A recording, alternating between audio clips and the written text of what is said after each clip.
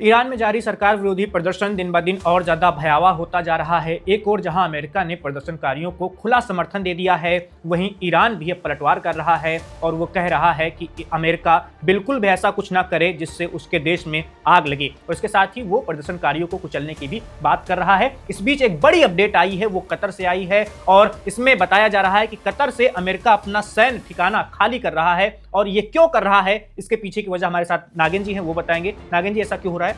वैभव, जो बेस है, जिस बेस की हम बात कर रहे हैं, अल उदैद बेस, ये कतर में है और जो कि 120 किलोमीटर के से ज़्यादा दूर नहीं होगा अगर आप ईरान के बॉर्डर एरिया से देखो, और अगर डायरेक्ट स्ट्राइक करना हो तो। अब क्यों ट्रंप ने बोला या ऑर्डर किया कि सबसे पहले भैया बेस को खाली करो? सबसे बड़े जो अपडेट्स हैं कि सारे बड़े कंट्रीज़ इंक्लूडिंग भारत, उन्होंने ये बोला है कि आप ईरान को छोड़ दो, जल्द से जल्द छोड़ दो। कल भी ये अपडेट आई थी। अब जो आज की सबसे बड़ी अपडेट कि आप इस एयरबेस को खाली करो। ये इंपॉर्टेंट क्यों है, क्या हुआ था जून में, ये हमें समझना पड़ेगा, और क्यों इतना ट्रंप घबराए हुए हैं ये समझना पड़ेगा।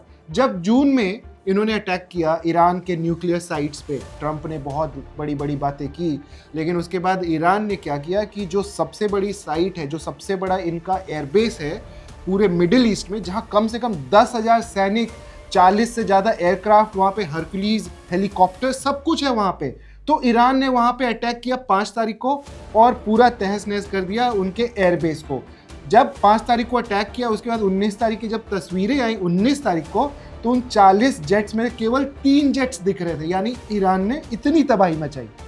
यूएस जो कि ऑयल और बाकी चीज़ों पे वहाँ कंट्रोल करना चाहता है मिडिल ईस्ट में, वहाँ पे उनका बिजनेस ही वही है, तो इस वजह से उन्होंने बेसेस अपने बहुत सारे बना रखे हैं गल्फ में, पर्शियन गल्फ में, और जो कतर का बेस है, जो उनके सबसे क्लोज एलाइज हैं एमबीएस की तरह, सऊदी अरेबिया की तरह, the rich countries, rich Arabs जो उनके दोस्त हैं, बहुत पुराने मित्र हैं, वो मुसलमान कंट्री होके भी हमेशा यूएस का साथ देते हैं। इजराइल तक ने अटैक कर दिया था कतर में जब हमले हुए थे इजराइल में और ईरान में।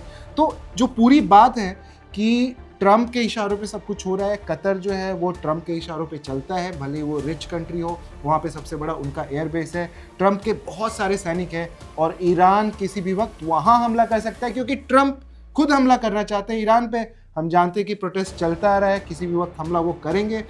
पूरा मिडिल ईस्ट अभी ऐसे दौर में है जहाँ पे एक महायुद्ध शुरू हो सकता है, हर तरफ से हमले हो सकते हैं। जो एक बहुत बड़ी अपडेट और आई है वो रशिया की तरफ से आई है कि रशिया से एक सीक्रेट प्लेन चला है, उसमें बहुत सारे हथियार ट्रंप से लड़ने के लिए, यूएस से लड़ने के लिए ईरान को भेजे जा रहे हैं। अब उसमें ओरेशनिक्स भी है कि नहीं, इसके बारे में हमारे पास कोई अपडेट नहीं है, लेकिन एक सीक्रेट प्लेन वहाँ से ज़रूर उड़ा है और रशियन एयरफोर्स का वो प्लेन है। तो आप समझिए कि स्थिति कितनी गंभीर है और किसी भी वक्त कुछ भी हो सकता है वहाँ पे। जो इनका पूरा एक्सपीरियंस रहा है पिछले वॉर का, जो जून में इनका वॉर हुआ था 12 दिन का, उसमें इनको सबक मिल गया था कि ईरान कम नहीं है, और जो सपोर्ट चाइना से इनको मिलता है और रशिया से मिलता है, अगर वो मिलने लगे तो ईरान भी ट्रंप के, यूएस के सारे जो वहाँ पे बेसेस हैं, अल उदैद बेस सबसे बड़ा बेस, उसको पूरी तरह से नस्तो नाबूद कर सकते हैं। बिल्कुल, तो ये रही ईरान और अमेरिका के बीच बढ़ते तनाव की अब तक की अपडेट। और जैसा कि नागिन जी ने बताया कि मिडिल ईस्ट यानी मध्य पूर्व अरब अब महाजंग के मुहाने पर खड़ा हुआ है, कभी भी जंग और शुरू हो सकती है। जो सबसे ज्यादा उठ रही है कि सबसे पहली फांसी होने वाली है ईरान में प्रोटेस्टर की, और बहुत लोग ये कयास लगा रहे हैं कि फांसी के पहले यूएस का पहला मिसाइल ईरान के ऊपर गिर जाए।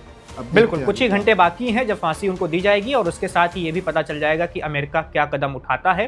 तो ईरान से जुड़ी हुई और देश दुनिया की और भी तमाम खबरें जानने के लिए आप बने रहिए वन इंडिया के साथ। फिलहाल के लिए इतना ही, और भी कोई ईरान से जुड़ी अपडेट आएगी तो उसे लेकर आपके सामने हाजिर हो जाएंगे। धन्यवाद। Subscribe to One India and never miss an update. Download the One India app now.